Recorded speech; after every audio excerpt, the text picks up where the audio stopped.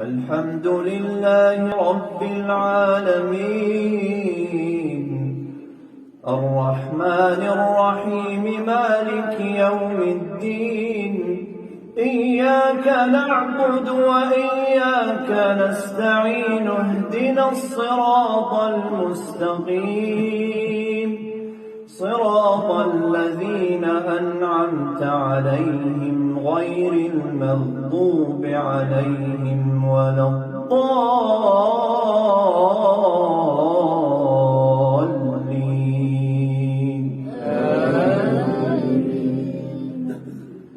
قال يا نوح إنه ليس من أهلك إنه عمل غير صالح فلا تسألني ما ليس لك به علم إني أعظك أن تكون من الجاهلين.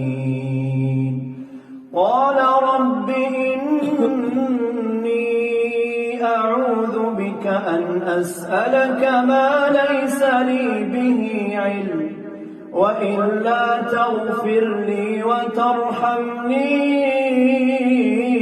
أكن من الخاسرين.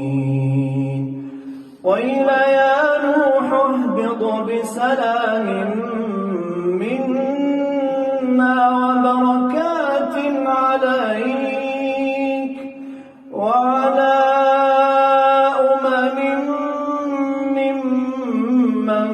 معك وأمم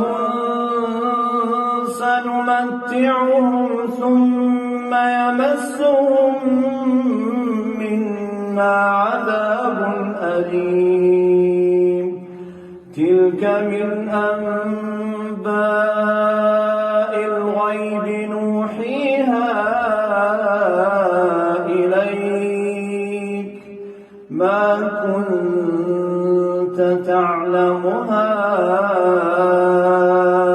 أنت ولا قومك من قبل هذا فاصبر إن العاقبة للمتقين. الله أكبر.